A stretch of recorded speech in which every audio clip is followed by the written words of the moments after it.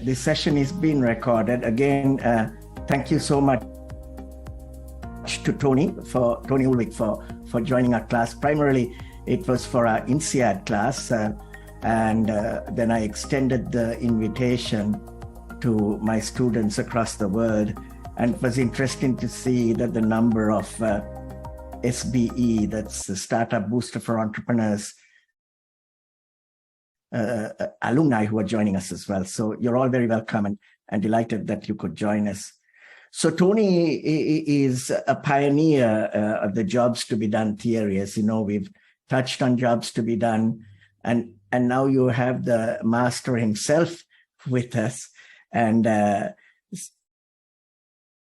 so we are delighted that he's coming to our class. And he's also he was responsible for outcome-driven innovation process. And Philip Kotler calls Tony the Deming of innovation. And it's published in the Harvard Business Review and MIT Sloan Management Review. And he's the author of best-selling books, What Customers Want. That's when I first got to know about Tony, by reading that. And then since then, the jobs to be done theory to practice. And jobs to be done is really something that is, I think it's been, people have been talking about it for many years, but it's coming really to the fore now, thanks to all the research and work that Tony has done. So his session today is going to focus very much on why innovation fails. And so I'm really looking forward to hearing from Tony. He'll speak for about 35 to 40 minutes, but we want to keep this in a very classroom setting, and hence the reason I requested that we keep our videos on, and we will then open it for a Q&A session, so that feel free to ask. You really have the guru on jobs to be done here with us, so it's a fantastic opportunity, and it's an exclusive event for us. So make maximum use of this time. Without further ado, Tony, delighted to have you join us. Thank you so much. Oh, thank you so much. It's really an honor. I appreciate it. And I'll just jump right in. You talked about why innovation fails. We'll talk about that, but I think more important, we'll talk about how to fix it as well, right? It doesn't have to be a broken process. The talk itself will encompass my learnings over the past 31 years. I've been in this space doing projects with mainly Fortune 500 companies across the US and global companies as well. And I'm really more of a practitioner than anything else. We've written about the work, but I've used it in practice in hundreds of situations with clients over the years. So I'll bring you that perspective as well as we go through this. In working on innovation over the years, our goal has been pretty straightforward. We want to be great at innovation. We want to help companies, entrepreneurs be great at innovation. My background goes back into my IBM days back in the 1980s. I worked on a product called the PC Junior that was announced as a flop the day after we introduced it in the Wall Street Journal, no less. And I wondered how a company like IBM could, with such vast resources, could make such a big blunder. And I spent my last 5 or 6 years at IBM trying to figure out a better way to innovate. And the goal has never been any different, really. How do we get companies to pursue big ideas? How do we get them to beat the competition and get there first? And how do we make sure they win each time they apply the thinking, right? So there is no 90% failure rate. There should be a 90% success rate. And that's always been the goal. And we've come pretty close to that. So that's what I'll be sharing with you as we go through this. And the answer to how to win an innovation really is quite simple. It's looking at the problem through a different lens. You've all heard the quote, the Levitt quote, people don't want the quarter-inch drill, right? They want the quarter-inch hole. Many companies, entrepreneurs alike, look at innovation through the lens of the company. And what is the company doing? And if you do that, of course, you think you're in the drill market and your competitors are all drill makers. and you should talk to customers about making better drills. But when you switch the lens and look at innovation through the lens of the hole maker, it looks different. You're not in the drill market, you're in the hole making market. You're not competing with drills, you're competing with anything that can put a 1/4-inch hole into that wood. So it's really a matter of perspective. And when you start looking at the world of innovation through this lens, the first thing you're going to notice is why people buy products to begin with. And this is the foundation of jobs to be done theory. People buy products to get jobs done. And when we talk about jobs, we're talking about tasks that people are trying to accomplish, any goals or objectives they're trying to achieve, problem they're trying to resolve, anything that they might be trying to avoid, or really anything a group of people are trying to accomplish, right? So what we're thinking of innovation as a methodology that's going to help people get their job done better. In fact, we define it that way. And let's define innovation, right? There's lots of different definitions out there. And from our perspective, we're going to say innovation is the process of devising a solution that gets the job done significantly better than competing solutions, right? This makes sense. If people buy products to get a job done, right? If you can get the job done better than competing solutions, your product will win in the marketplace. So we need a process to help you figure out how to create a product that gets the job done significantly better. And if we take that one step further, what we want to do is to isolate the innovation process to the front end of innovation, and everything before product development is the way I look at this, right? And what we're trying to do is conceptualize a solution that we know is going to win in the market before we actually start developing the product, not after we launch, right? Or not during development, but we're moving all this up. And I think this is the most important part of this.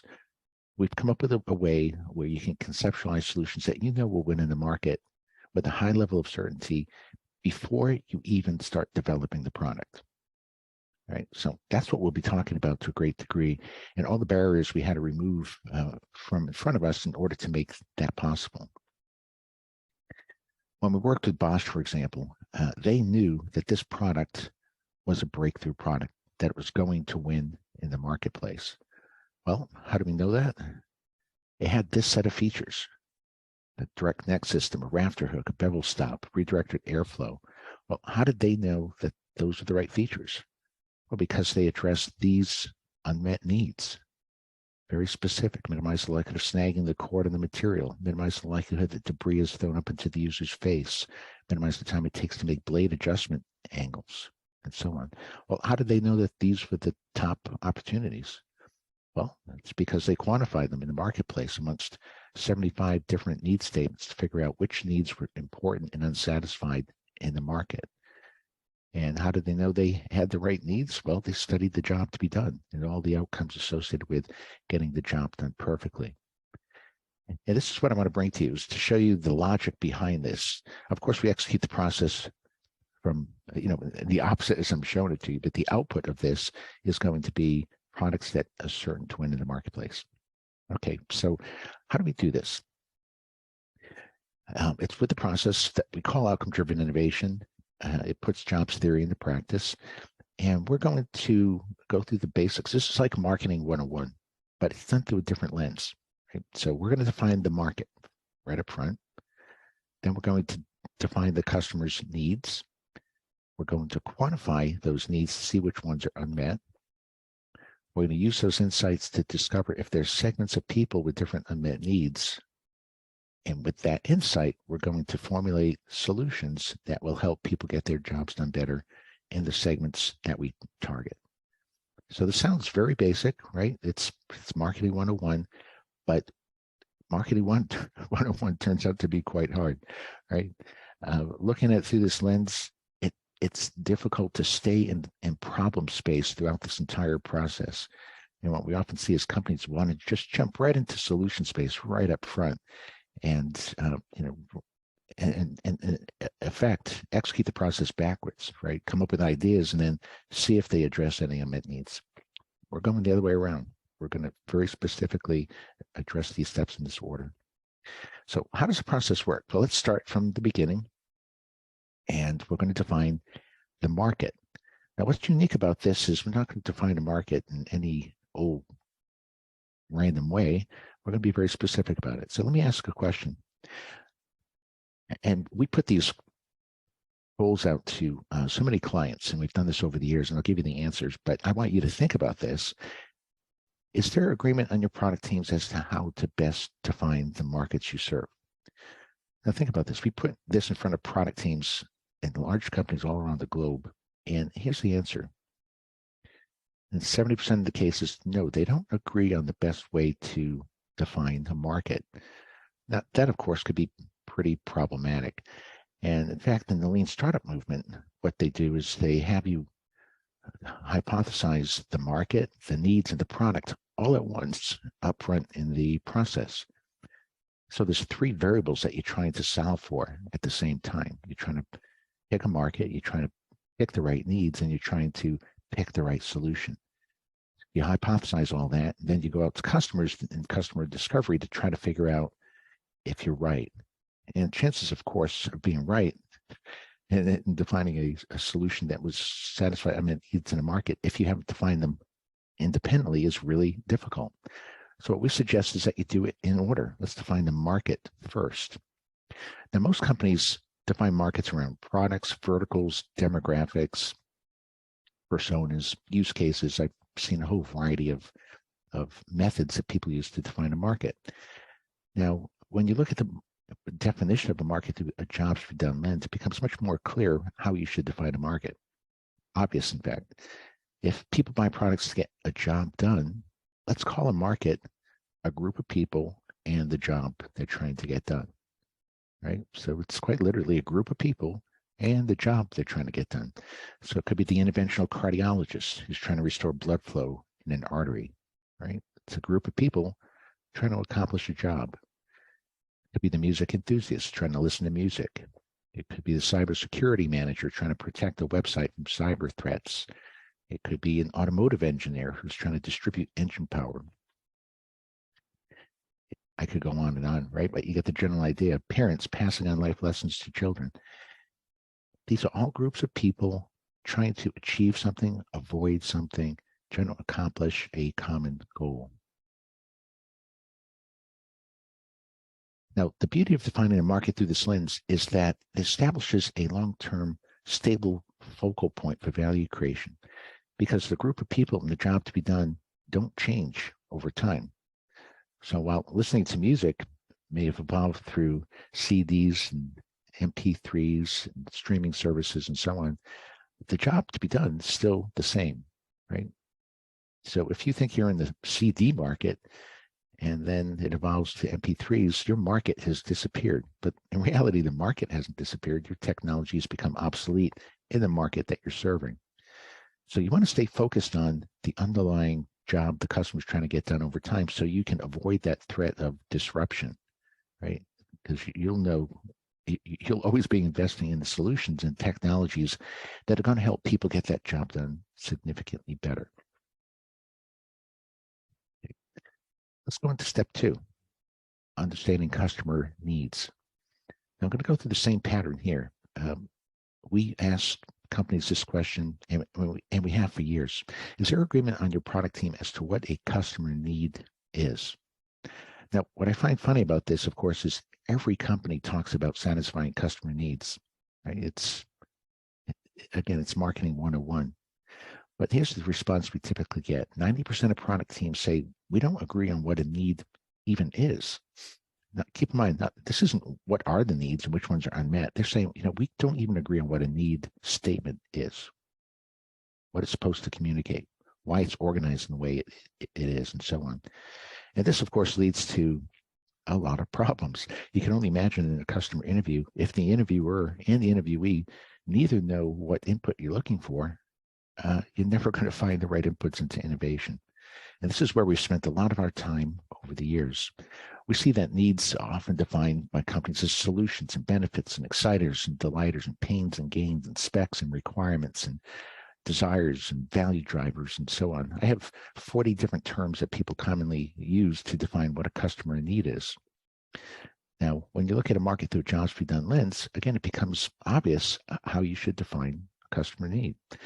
Needs become the measurable outcomes that people want to achieve when they get a job done. They're trying to get a job done better. Let's measure what they're trying to do to get the job done better.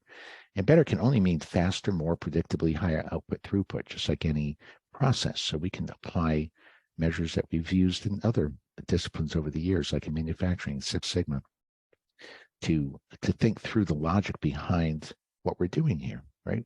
Think of a job as a process that we're breaking down into process or job steps, I should say, and then how are people measuring success along each step of the way. But what's unique here is these measures are coming from customers.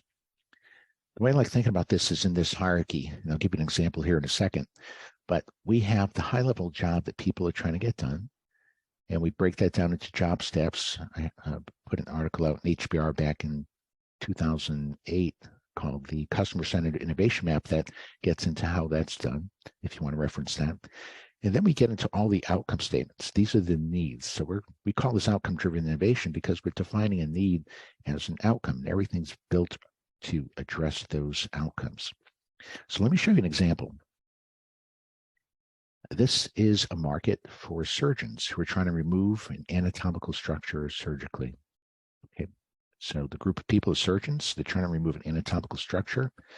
And you can start looking at the job steps first. Now, what you're going to notice about these job steps is they don't say what people are doing, right?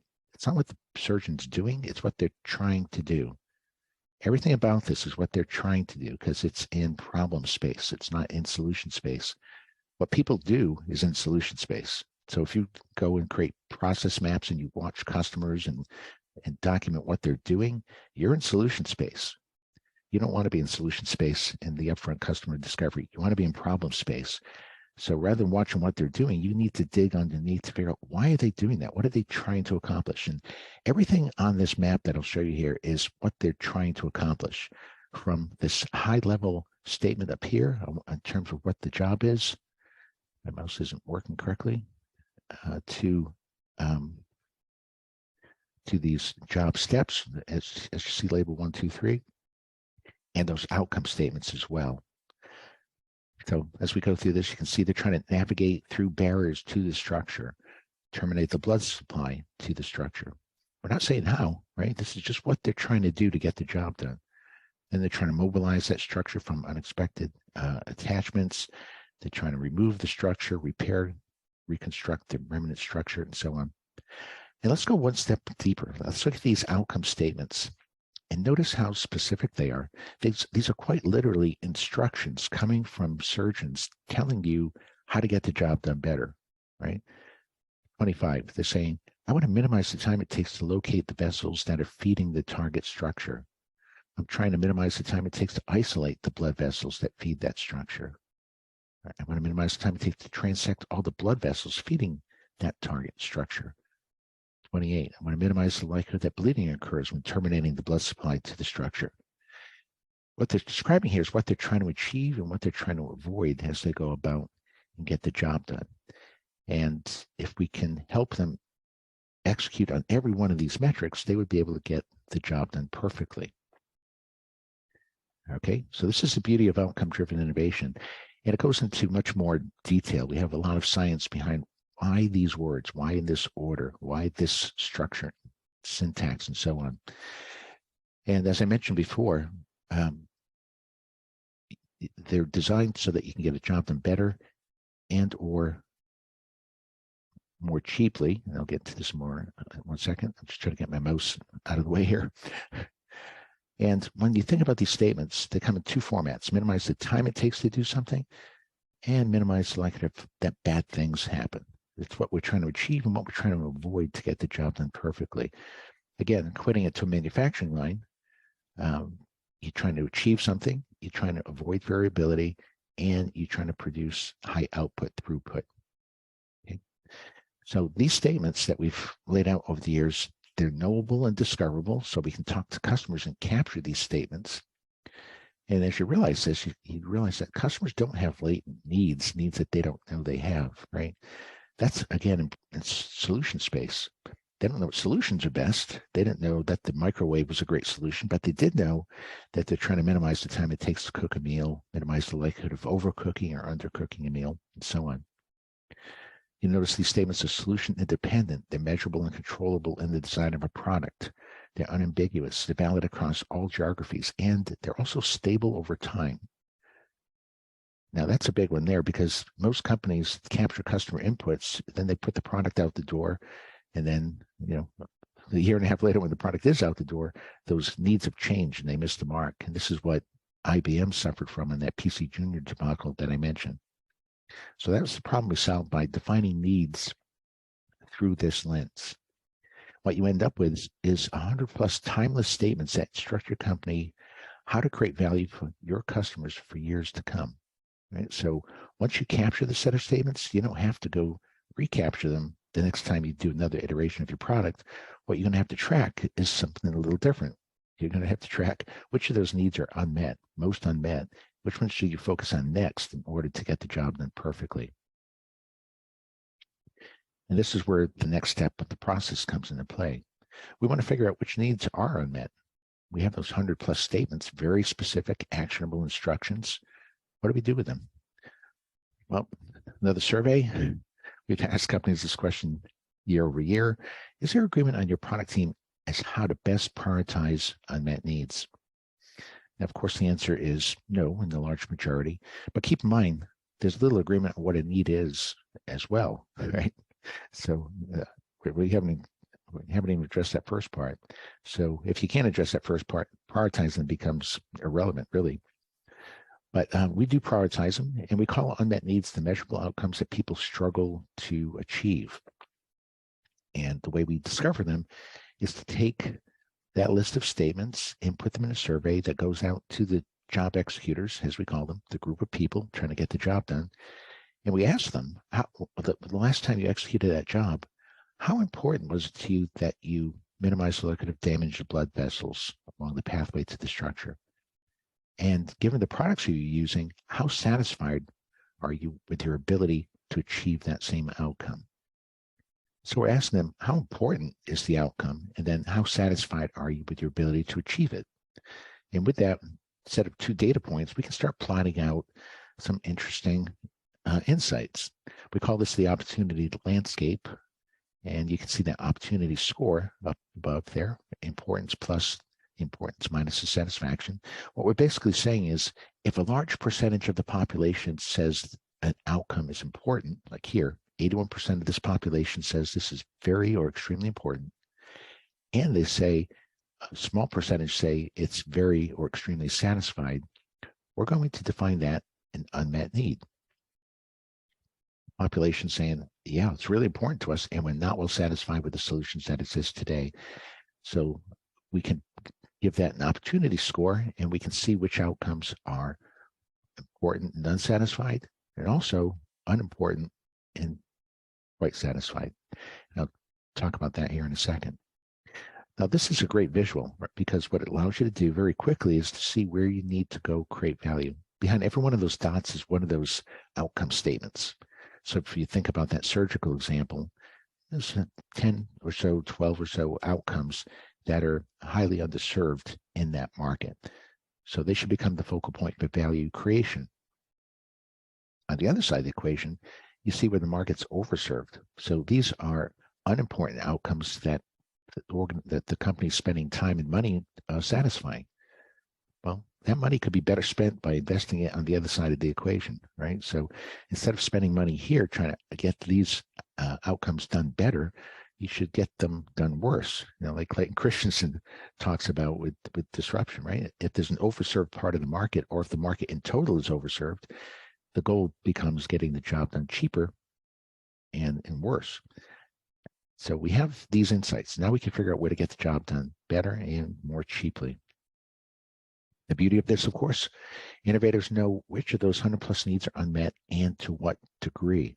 You can pinpoint with a level of precision where you need to focus to go ahead and get the job done better. Okay. This next step, I think, is one of the most important parts of the process, because what we've learned over the years is that segmentation is key to success. And I'll explain why here in a second. Let's go into the same survey results. Is there agreement on your product team as to how to best segment the markets you serve? the response typically looks something like this, right? If we go back, segments are often defined around personas, use cases, people with different attitudes, demographics, psychographics, behaviors, and so on. That's traditional segmentation. But when you segment through this lens, what you're looking for are subsets of people in a market, each with different sets of unmet needs. Now, this is really the basics of segmentation anyway, right? Segmentation that we learned in Marketing 101, we've learned that customers don't agree on which needs are unmet. There's always segments of people with different unmet needs. Now, what people have done over the years is to try to segment customers around demographics, psychographics, use cases, personas, but all these are really just proxies for segmenting around unmet needs, and they often lead to phantom segments. Companies can't segment around unmet needs if they can't agree on what a need is, what those needs are, and which needs are unmet. Right, so those are the barriers that we've broken. Here, as we say, the best way to discover segments of people with different unmet needs is to segment around the unmet needs. Let's do it directly. Let's not use a proxy, right? Let's just go right at it. And it works very well. So this is how this is done. You can imagine, and after the survey comes back, that you find a third of the population thinks that outcomes 10, 20, and 30 are really important and poorly satisfied. And another third thinks outcomes 40, 50, and 60 are really important, poorly satisfied. And the same with the third group of people. Well, if that's the case, we can run factor analysis to discover that those are the outcomes that people disagree on. And we can run cluster analysis to put them in segments. So quite literally, we're placing people into segments based on the way they responded to those questions. If they have one set of unmet needs that go in this segment, if they have another set of unmet needs that go in another segment, and so on. And then, and only then, do you start profiling the segments, right? You look at the data to figure out, well, why are these people in different segments? What's causing them to have different unmet needs? Now, notice what we're doing here. We're not saying, hey, there's a classification scheme of age group, and we're going to put people into age group depending on their age. What we're saying is they're rating all these statements for importance and satisfaction. We know what their unmet needs are. We're going to put people into segments based on their unmet needs, and then we're going to profile those segments to see what makes them unique, creating what I view as more of a needs-based persona, right? So again, very different from a traditional demographic, psychographic, attitude, or behavioral type of segmentation scheme. And again, the rationale is very simple. If we're trying to find segments of people with different unmet needs, let's just go segment around unmet needs. This example here comes from the dental space. We asked dentists who were doing tooth restoration to tell us the importance and satisfaction of outcomes in the last instance they restored a tooth. And you can see three different, very distinct segments here. And what we discovered after we segmented was why. We looked at the data, and it told us that in that segment on the left, that those people had healthy gums and just required a small filling. And in that case, the job was pretty easy to execute. But over on the far right, we see these purple unmet needs. It's highly underserved. And here we discovered that the patient had unhealthy gums and required a large filling, which meant the patient would bleed more, which would make visualization more difficult. It made it harder to keep the area dry and to contour the larger filling. So it's the set of circumstances they find themselves in while getting the job done that is causing them to be in one segment versus another. Very interesting, right? Because now you can devise solutions for different segments of the market, depending on the situation the dentist finds himself in when trying to get the job done. Okay. So the beauty of this is we are focused on real segments, not phantom segments that are derived through proxies, right? These are actionable segments that are discoverable through grouping people with different unmet needs. And of course, now you can devise products that are intended very specifically to address those unmet needs in those distinct segments. Well, we're getting near the end, right? So now we've got all this information. What do we do with it? So we've got to formulate our strategy. Now we ideate, right? So one of the questions I love to ask is this, is the goal of ideation to come up with lots of ideas and then determine which of those ideas are best? And most people would agree with that. They say, yeah, let's come up with lots of ideas and be able to filter them down, pick the ones that really do well in the market. Well, that's not what we do, because we flip the process around, right? We don't want lots of ideas, right? We don't want to have to filter them down to see which of the ideas are best. We already know what outcomes are unmet, right? So instead of encouraging lots of ideas and say, hey, you know what, there's no such thing as bad ideas, so just keep pouring them on. None of that's true. There's lots of bad ideas. We don't want bad ideas. We want good ideas, right? So let's generate ideas that address specific outcomes that are known to be unmet. Those would be good ideas, because if you can satisfy an unmet need, that would be valued in the marketplace. So let's not waste our time just coming up with ideas for any old reason. Let's be specific. We've gone through all this discipline and work up front to pinpoint with precision segments of people with different unmet needs. Now we can work going forward in a very efficient way to help create value for them. The way we do this, I break it into two pieces. First comes the innovation strategy. All right, so once you have all this information, you have to select the segments that you want to go after and which outcomes you want to target. That's going to put you on that most efficient path to growth. So in that Bosch example that I showed early on, they wanted to enter the North American circular saw market with their Bosch brand. They already owned, they have these skill brand too, which is the do-it-yourselfer brand, but they wanted this in the commercial space. And they wanted to compete with DeWalt and Makita, and they wanted to get the job done better, but at the same price point.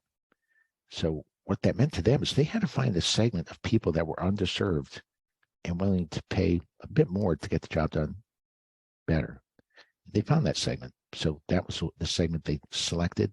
They targeted 14 unmet needs very specifically, and that put them on their path to growth. This is generally the way we formulate the innovation strategy. We look at our segments, we look at all the outcomes, we look for different kinds of opportunities. If you're in the software game and you have a platform level product, this is the order in which you generally want to approach things. You want the high leverage opportunities first. Are there unmet needs that span across every segment? Are there other unmet needs that overlap multiple segments? Then, of course, what are the unmet needs that are big in specific segments? And when you have this insight, you can quite literally lay out the most efficient path to growth. This in and of itself becomes a competitive advantage. We did this with Kroll OnTrack when they entered the electronic evidence discovery market. We discovered about 40 unmet needs, and we laid them out in priority order. It took them about 5 years to address all the needs, but it put them on the most efficient path to growth. The first product addressed about 20 of them. The next version, 5 or 6 more. The next version, 5 or 6 more. It becomes impossible for competitors to catch up and leapfrog you because you're always on the most efficient path to growth. There is no better way to create more value for your customer. Then comes the growth strategy itself. And this is, what am I going to do to actually address those opportunities? I picked out the ones I want to go after. How do I do it? Now, the beauty of this is success ideation becomes measurable and predictable at this point. You know all the outcomes in priority order that you want to address. You know their current levels of satisfaction. You want to brainstorm solutions that will move the needle, right? That will increase satisfaction levels to a degree that's significant enough that you're getting the job done better, right? What we've learned over the years too is if you get the job done 1 or 2% better, people don't care, right? They're not going to switch from their favorite brands to get a job done 1 or 2% better. You need some threshold level that we place around 15%. So what we say is if you can get the job done 15% better or more, then you're going to win in the marketplace. So since you can measure this, you can see before you enter development if your product is going to satisfy a set of needs to a greater degree. And this can be validated with customers. And your goal over the years, of course, is to then eventually just iteration after iteration, find where the opportunities migrated to, address them, and until such time that you've gotten the job done perfectly. This is how it's done. This is how you can conceptualize solutions you know will win in the market before development even begins. But it requires you to spend a lot of time in problem space before you come back into solution space. And this is what I see companies struggle with. They can't get into problem space. They just want to start in solution space and stay in solution space, which makes it hard to win at innovation. So it's this kind of discipline that we bring to the game that really takes the guesswork out of the process. If you have your 30 opportunities that you've discovered, here's what you can do with them. You can use them to better position your existing products, to improve your existing products, to fill gaps in the portfolio, to make R&D and M&A investment decisions, all aimed at getting the job done perfectly. So you can see how this informs the entire organization, because as it turns out, the entire organization is dependent on knowing what the customer's unmet needs are and how to create value for them. So I'll wrap this up. So the benefit to the organization, what ODI does at a high level, it strategically aligns the efforts of marketing, sales, development, and R&D around a shared understanding of customer needs. That's really it. It's transformational because what we're doing is we're taking teams that don't agree on what a need is to a place that they know what the needs are and they agree on which are unmet. So now instead of debating what the problem is, they're debating what the best solution is, right? That's what you want your organization doing, trying to figure out what is the best solution to this problem that we agree on. Second, it optimizes the allocation of company resources. You're not investing in products that won't win in the market, right? So the products that you are working on can get to market faster, you're reducing waste, and we see this to be one of the biggest advantages of using the approach. Instead of 80+% failure rates, you can achieve 80+% success rates. That means investing in a lot fewer initiatives to get your growth numbers. And then lastly, a new mindset, common language, and culture of innovation leads to these consistent successes. So if you can build this as an internal innovation capability, you can do this on your own for years to come, make innovation predictable. And this is what we drive our clients to do. One last example, we spent about 5 years with a medicines company. They got acquired by Novartis last year at a 41% premium. And this is an example of using ODI at scale, meaning not just for your products, but for your internal business processes as well. And as you can see, the CEO says, we drove our technology selection, development priorities, manufacturing strategies, commercial planning. So it has a broader reach, right? So don't think about jobs to be done just as the core job that the customer's trying to get done with the product. It could be internal business processes that people are trying to execute as well. You can apply the same thinking and it works exceptionally well.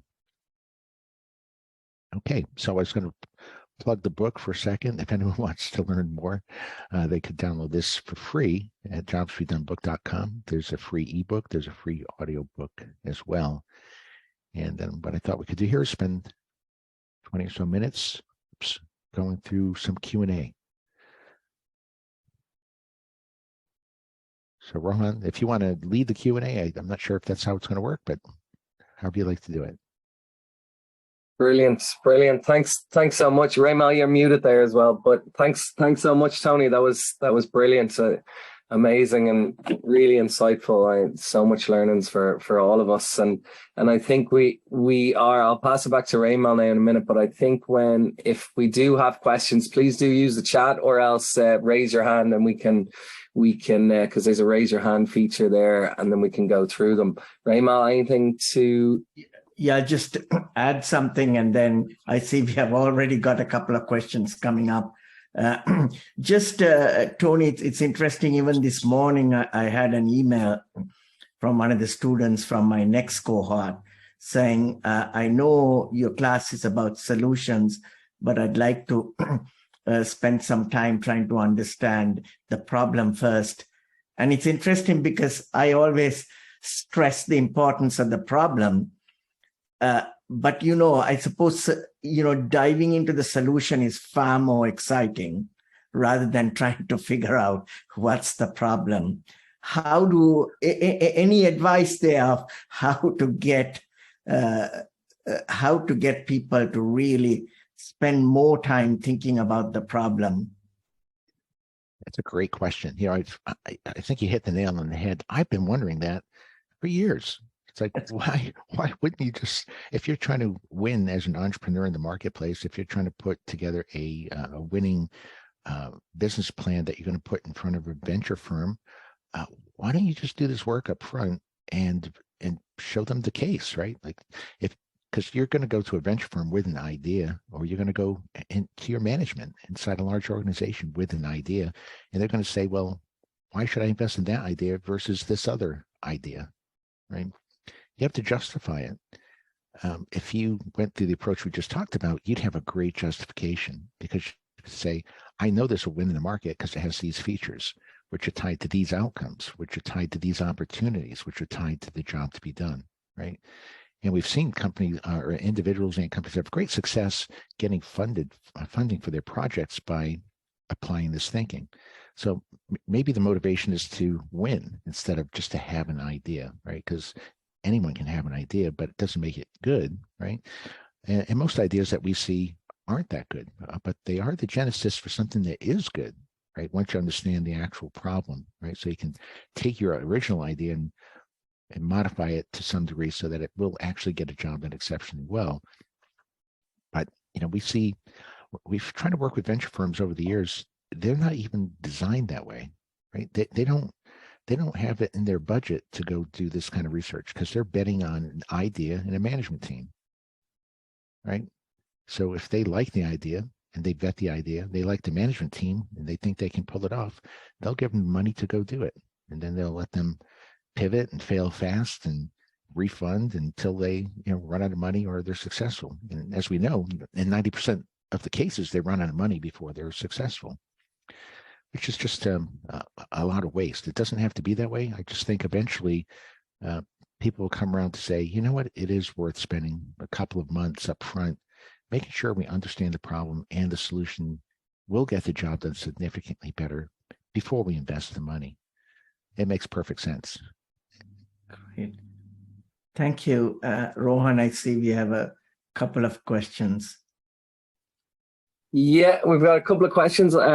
First one here, Aditya has said, sometimes problem spaces change dynamically or are difficult to standardize. How do you solve for standardization? I'm speaking from building an MVP. And feel free to jump in if you need to give more context to that question too. But Tony, does that? Yeah, so just a nuance there. Tony, you mentioned about specifically about how segments work and how you should on the segment side. So if your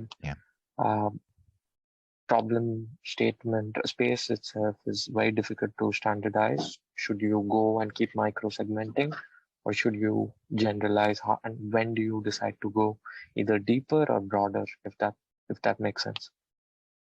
Yeah, I think it does. So if I understand the question correctly, you can segment your markets and then you can segment more and more, right? And then I guess the question is, once you've satisfied the outcomes in that segment and you go do your work again, you resegment and another set of segments might appear, right? Because now there's other groups of people who are struggling in unique ways to get a job done. But that is the reality, right? So your segmentation solution is only stable until such time as you satisfy all the outcomes, right? Once you act on it, it changes it. Now there's other unmet needs in the market. You have to go out and quantify it again and discover other segments of people with different unmet needs, right? So I think that's what you're getting at there. And yeah, that's the reality. That's how it should be done. And we suggest that companies readdress the opportunities in the segmentation about every 2 years or so in most markets. In some medical device markets, probably less than that. And we've worked with, I think, 35 of the top 40 medical device companies in the world. And the reason I think they like working with us is that they have long development cycles, 5 to 8 years or more, and they can't afford to get it wrong, right?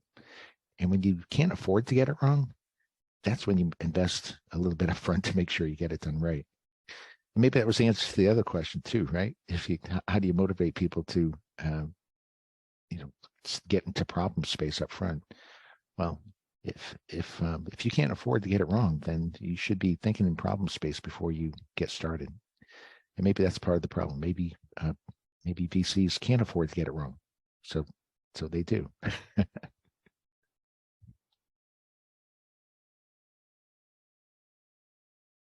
Great stuff. Thanks for that, Tony, as well. And we've another question jumped into the chat as well from Holly. You might have read it already, but insights on evaluating opportunities that present themselves to companies to go after using the ODI framework.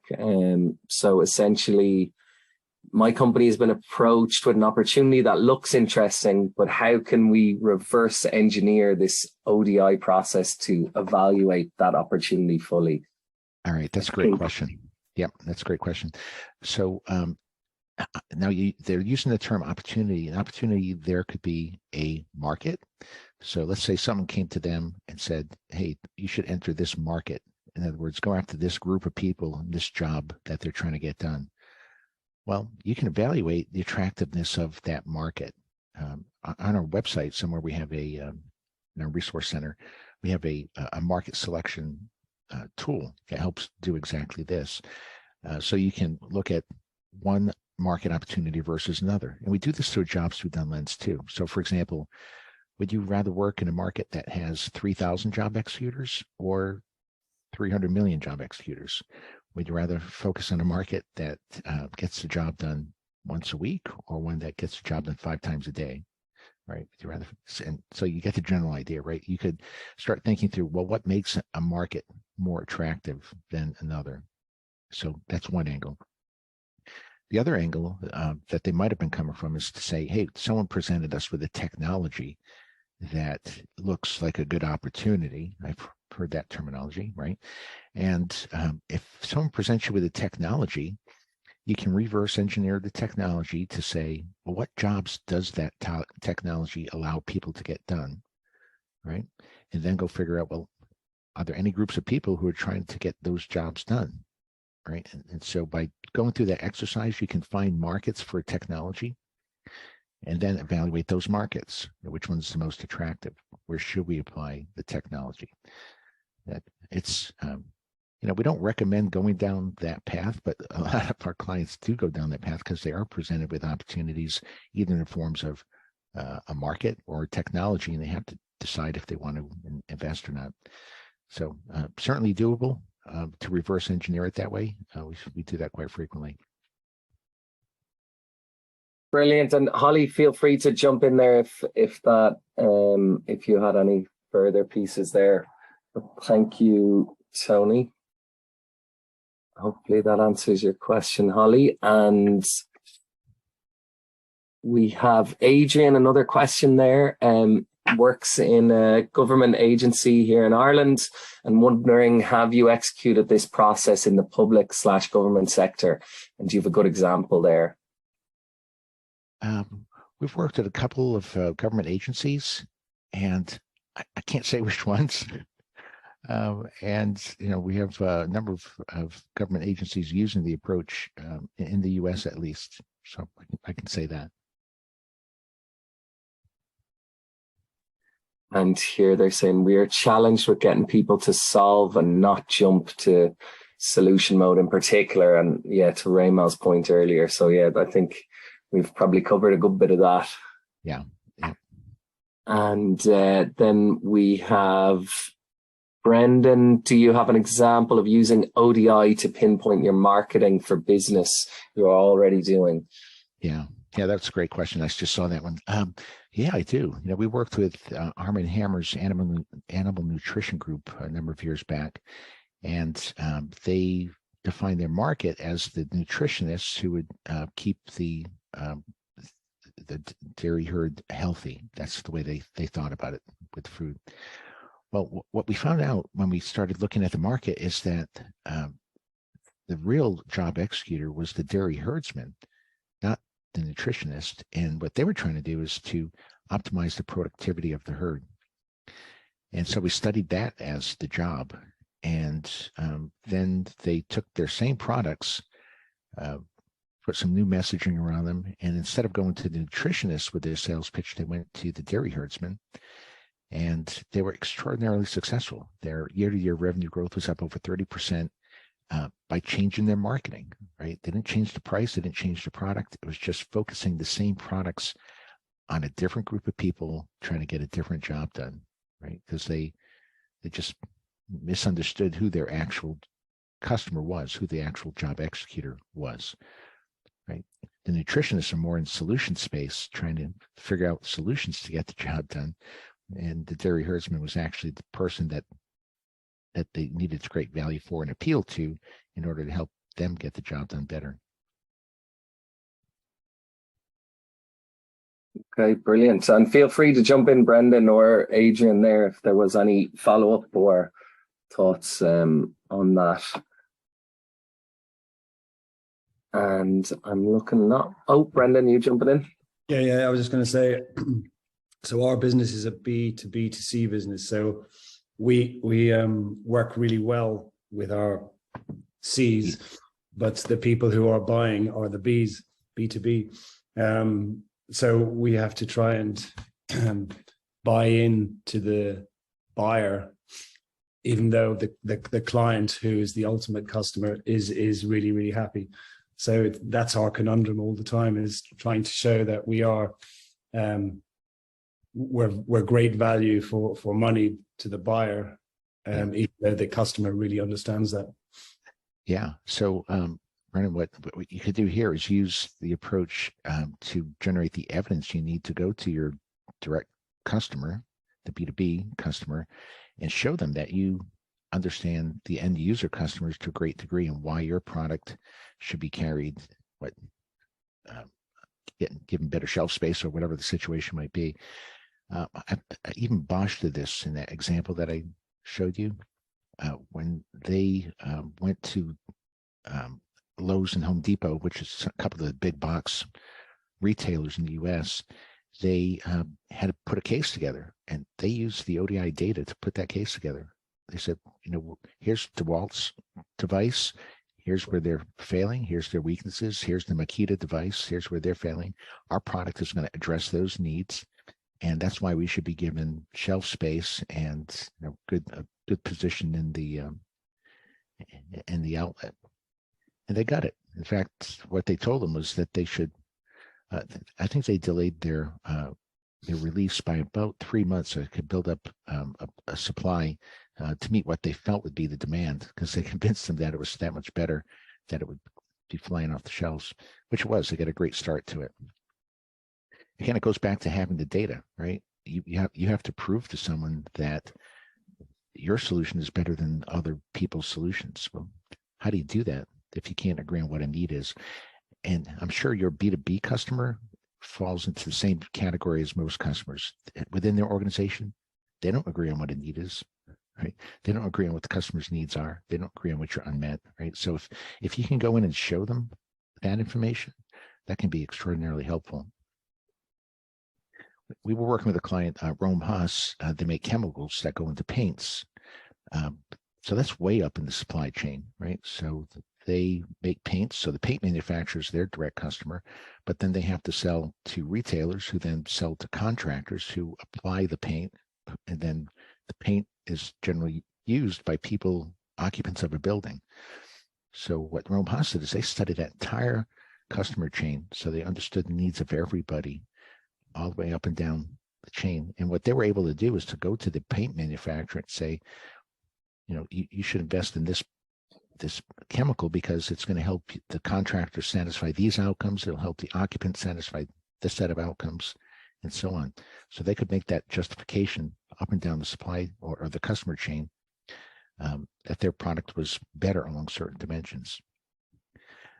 And that's kind of unusual. A lot of companies feel uncomfortable going that far down because they never talk to those customers, right? But if you do, and you make that your competitive advantage, you're helping everybody in your entire market. So it's a good approach. Brilliant.